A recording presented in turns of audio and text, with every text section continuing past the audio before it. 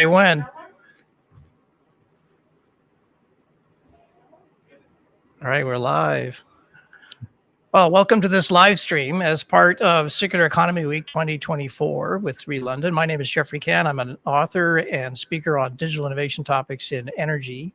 And today's discussion will be on decarbonizing energy, circular strategies for the digital age. And I'm joined by Juan Perez, who is the CEO of Finboot. Juan, welcome to the this webinar.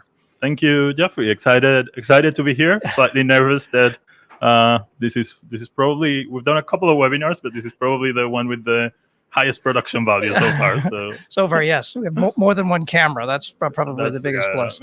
Let's begin though by unpacking the context of the circular economy and energy, because when most people think about the circular economy, they don't think of energy necessarily because it's such a behind the scenes phenomenon. But let's start there. What does it all mean? Yeah, I think the other element is that typically when people think about the circular economy, we go straight to the simple answers, right? Which is kind of the small loops. It's like, how do I go from can to can, from PET bottle to PET bottle, right? But actually, again, if we're really gonna introduce the circular economy as a key model, let's say for our global industrial complex, we need to think about the circular economy in a much broader context, right? So it's all about how do we find more value in waste and how do we start introducing those waste streams into our industrial complex, right? So things like, let's use organic waste to produce biogas, to then turn that biogas into biomethane and use it to heat our homes or to cook in our homes, right? Yeah. And used cooking oils, again, that come from the farming industry, vegetable oils that are used in restaurants that then we also reinsert into the energy complex and use it for the production of fuels, right? So how do we essentially start phasing out those fossil fuels that are the key ingredient in a way of the many energy products that we consume, and then start replacing those increasingly with some of these high value waste streams that now we have the technology that it's, let's say, capable of having us use those in a very similar context and a very similar complex as we do so with fossils. And how does just to elaborate, how do these alternative fuels? How do we see those as circular? Because the presently our waste streams are really extract for fuel anyway. We extract it, we consume it, and then we dispose it in the form of waste. Exactly. How do we circularize this? But that's precisely the point, right? So ultimately, we shouldn't think like the circular economy within energy is going from fuel to fuel, right? Because again, ultimately, you're going to burn those fuels, right? They're going to go up in the air, right? These sustainable fuels that are being, let's say, introduced as part of this energy transition, because they're very much a transition option, is how do I use waste streams from other industries, an excess of waste that we have in multiple industries that we're not monetizing, that we're not reinserting into the value chain, and then use it to bring that context of circular economy in the sense where I'm not going from one product to the same product again, but I am going from waste and reutilizing that in a very productive context. Why is this such a challenge for the energy industry itself to really grapple with? Because it seems obvious, given circular economy thinking has been around for such a long time now, that the energy industry should be much more at the forefront of this, but it's not. What's behind this? I mean, I think there's one key element, which is cost. Right, so the priorities of any energy company is cost and productivity, and they have been probably for over 50 years now. And clearly, again, these are all new technologies, emerging technologies, a lot of them, on how you can reinsert or prepare, because ultimately what we're doing is just accelerating the cycle for fossils, right? So we take organic waste, and rather than wait centuries or millennia, we are going to put technology into that and get it ready to use in energy now, right? So that's taken a lot of investment in technology. There's a lot of R&D that has gone into that. Again, some of these initiatives are very mature now, but ultimately, for an energy business, is they can't take such risky bets, right? Because their investors are not backing such risky bets, right? They want to make sure that returns are coming. This is a very stable industry that has made a lot of money for a lot of years. So you need to understand that, or we need to understand in general that this all plays out in the current capital markets that we live in, right? So then I think part of that lagging, part of that, let's say hesitancy that we've seen from energy companies, it's been largely driven by risk and cost, right?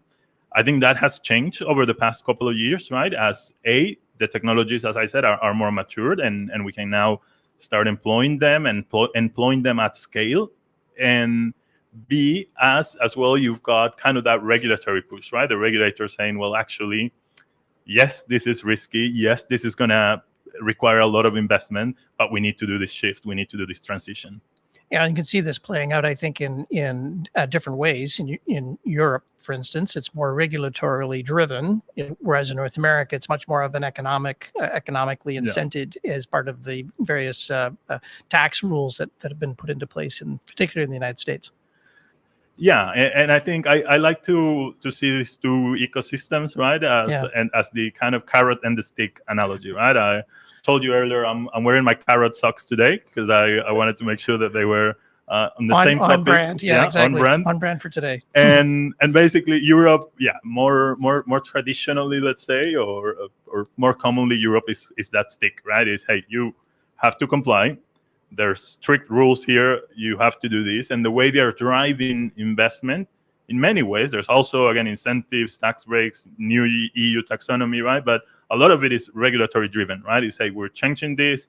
There's legally binding commitments to hit net zero. There's now a number of regulations that are part of that broader European Green Deal that are putting pressure on businesses and are saying, your money has to go to the energy transition. Your money has to go to decarbonization. And that's a regulatory mandate, right?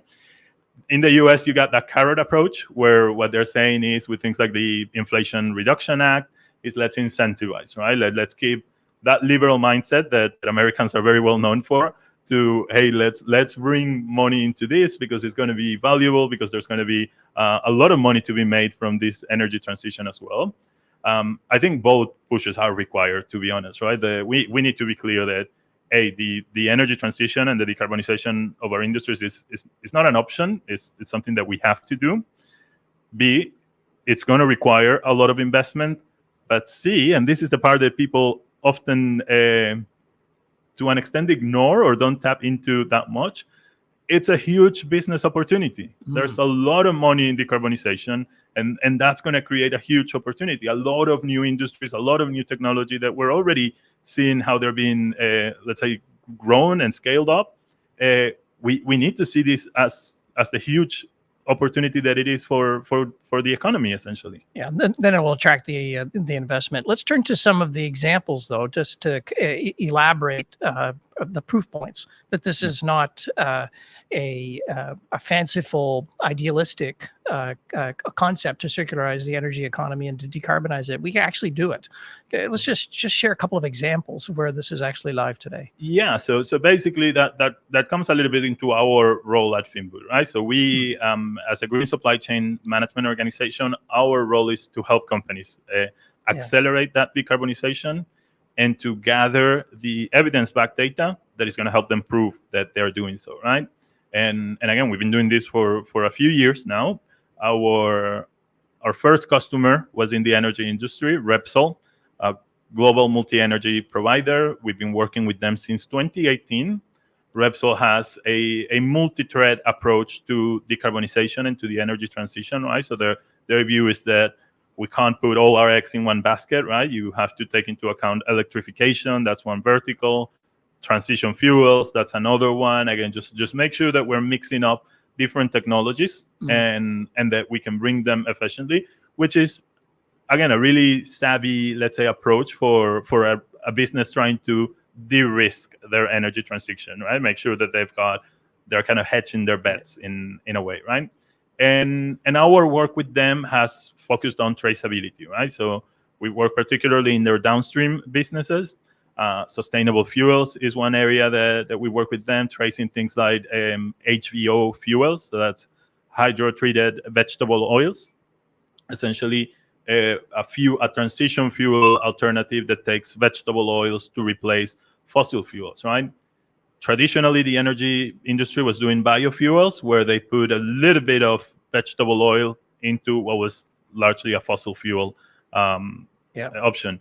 But again, technology has evolved, and now they can do HVO at 100%, right? So they've got technology where this is 100% HVO, which turns it into a net zero emissions fuel, right? That's a huge game changer, but you need to prove that, right? So you need to make sure that, because that savings on emissions happens in the supply chain, you need to make sure that you're tracing that information, gathering that data, and that when your fuel hits the market, you have the information to back it up, right? So Repsol is certainly a very good example of that. Long track record, again, them in their own, let's say, technology development, but also long-term track record using our technology to back up those claims. Let's unpack that one a little bit too, though, just to try and explain a bit more deeply how this actually works. So Repsol is collecting a vegetable oil product, a waste product from places that produce such a waste product, restaurants, for example, and converting that out into a traditional fuel. That fuel is going to be indistinguishable, really, from fuels that you and I might say purchase for mobility purposes. What's the tracing requirement? Like, why is that such an important element or ingredient here? Well, it's precisely because, as you say, the fuel at consumption is indistinguishable, right? So there will be emissions, right? I mean, this has a good side, which is compatible with our existing infrastructure. It means that we can move to those fuels very quickly. But there will still be emissions, right? It's not a zero emissions product, it's a net zero emissions product, right? Basically, the CO2 or the greenhouse gas emissions that I'm going to be generating as I'm driving my car, they would have been compensated by the reinsertion of that waste stream or the use of that renewable content in the production of the fuel, right? So then in order to compensate that, right, so we know, because this is pretty well modeled now, we know how much CO2 emissions essentially our mobility generates. And we know that per ton of fuel as well, right? But then we need to measure what the savings on emissions for producing this fuel were, right? So because we're using used cooking oils, what does that imply in terms of the carbon footprint of that fuel, right? And then we reconcile that number, that reduction here, with the emissions that product is going to have in the market, right? When that hits zero, that's when we're talking about a net zero emissions fuel. And so for that to work, you have to trace it all the way through the complete supply chain, which we currently do not do for fuel products. We normally, historically don't have to do so. With these sustainable fuels, you must, that way. Right? Yeah. Well, I think one of the reasons why this is proving to be a challenge for the petroleum industry in general, fuel industry, is that historically we've not ever had to do this because the products are fungible, they're indistinguishable, they carry no incremental value because they came from one place or another. So why would you put this infrastructure in place? Now we need to, if we wish to be able to assert that this particular product is greener than this product. Correct. And again, this is important, as you say, right, to prove the incremental value, because we have customers. Largely in the chemical industry, we've seen this a lot, right? So further down from the, let's say, traditional oil and gas into the petchem space, where circular and renewable products are going for hefty premiums, right? So we've got clients that are monetizing that. And what happens is that, again, because there's been a lot of fraud as well, now buyers are demanding more transparency and they're demanding more information, right? So then that's where that evidence-backed claim comes into play. If you want to benefit, if you want to monetize this decarbonization, you need to have the data to back up your claims. And just on the fraud angle, where does this originate? Are companies who are perhaps outside of the boundaries of normal business declaring certain products to be lower carbon than others and taking advantage of the market in that fashion? I think, it's something that was kind of expected to happen, right? If you have an opportunity to get more value for a particular product, so take plastics, for instance. Some of the kind of news events that have happened there is, they're actually selling you circular plastics. But it's not. Exactly. So again, why? Well, because they can get more money from it, right? And there's always bad players in whatever ecosystem we we're in, right? So again, it's up to the good players. It's up to the honest players to say, well, actually, what we should drive for is transparency in the supply chain, because that way it's a market advantage to them, right? They know they're doing the right thing, so they should trace that, they should prove that, and they will block out those bad players in the industry that are doing unbiased claims, right? So again, if you're an honest player, you should be even more excited about this opportunity for traceability. So just to scale that opportunity, to what degree or to what extent are fuels today backed up by traceability throughout the full supply chain? It's got to be a very small number. It is. It's very much starting, but also because this type of transition fuels, right? So HVO for land transportation or sustainable aviation fuels, we're still in the early days of that, right? I mean, the production volumes are small, but they're rapidly scaling up, right? And they're rapidly scaling up, again, goes back to market demand and regulator, right? So we zoom into the sustainable aviation fuel space. Europe has mandates of how much SAF needs to be consumed by 2025, by 2030, and as we approach our net zero target of 2050, right? So that is being also then driven. That's created a market demand, because now airlines are, I need SAF, and that's pushing energy companies to say, well, I need to produce SAF because I've got a sure market for it, right? Whatever I'm able to produce, I know I'm gonna sell. Yeah. The demand for sustainable aviation fuel is enormous. It's a tiny portion of all those fuels are sustainable. But the mandate then also, that's where as you pointed out, that's what creates the potential for fraud, to declare a product to be SAF and it's not. Correct. But I think that the great opportunity here is that, again, as the supply is still small, and we're now starting to kind of develop these scalable plans for the production of sustainable fuels like SAF, now it's the opportunity, when you still have things at a kind of manageable scale, to make sure that traceability becomes embedded with your solution, right? And once you scale up, you're scaling up not only your production, you're scaling up your capacity to trace that production as well.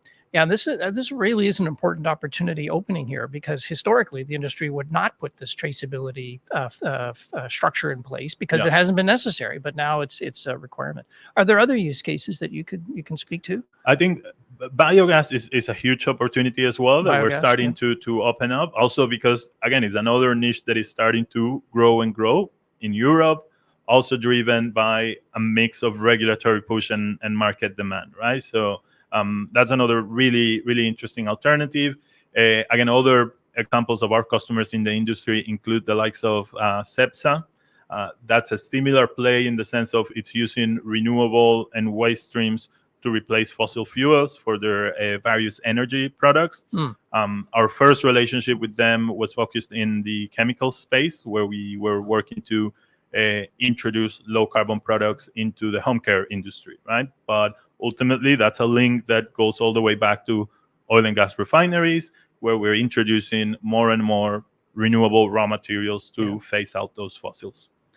And where do you see the potential in the plastics industry? I know this is downstream from energy, but as we pull more sustainable fuels into the industry, refineries will find greater demand for petrochemicals being used as feedstock into plastics. So plastic industry is going to have to become much more circular.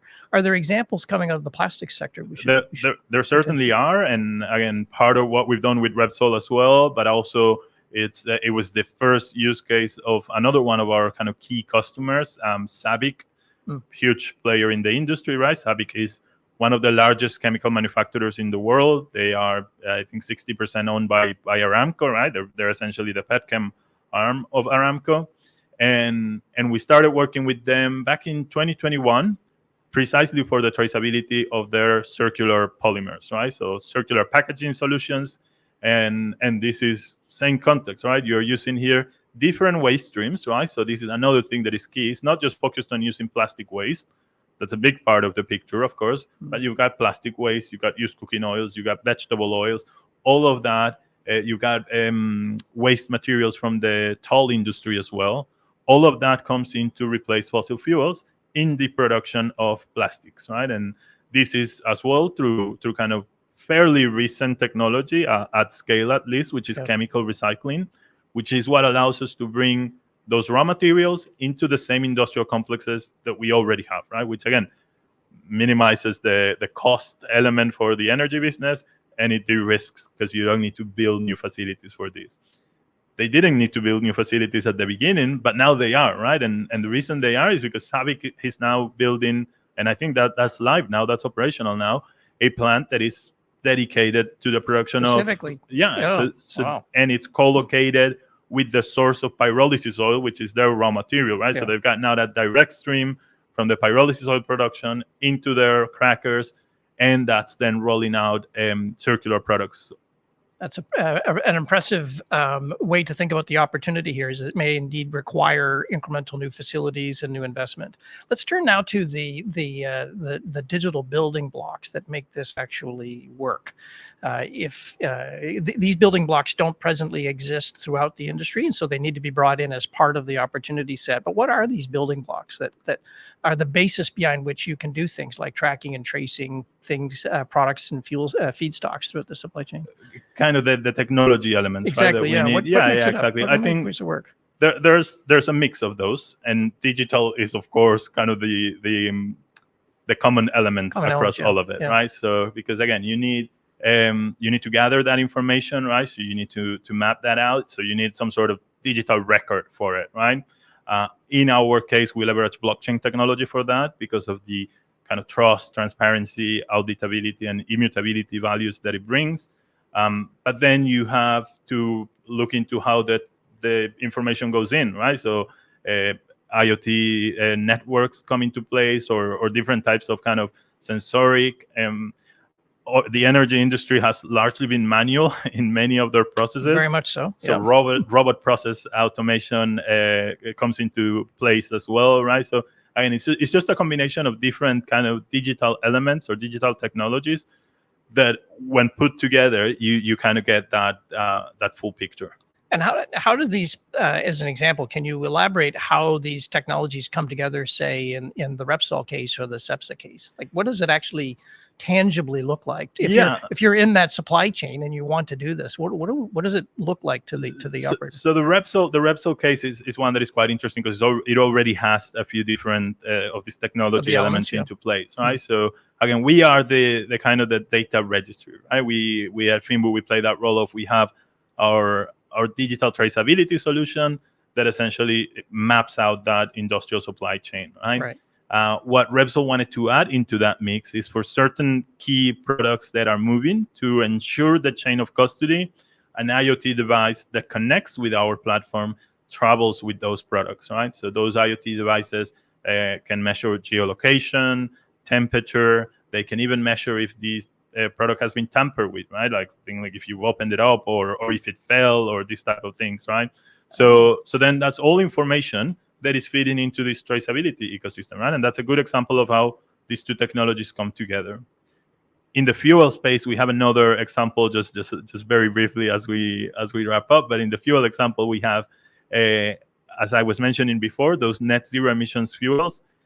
You need to trace the consumption as well, right? You need to make sure that when I'm burning my gas, how do I prove that what I'm burning is a net zero emissions fuel, right? So we've tried that out as well with Repsol, where we have a connected vehicle and the connected gas station as well, all plugging into our ecosystem, right? So we're not only tracing the sourcing, production, and distribution of the fuel, we're now exploring the opportunity to trace the consumption of those fuels as well. All the way through. If you had some advice to give organizations as part of the circular economy thinking as to what should be their first step to take as they advance their agenda in circular thinking for fuels, what would that be? I think partner up would be the general view, right? Because don't go it alone. Don't go at it alone. Industry response. Yeah, partner up. Because you will need industrial partners, right? Because there's emerging companies that have taken those risks to develop these high value emerging technologies.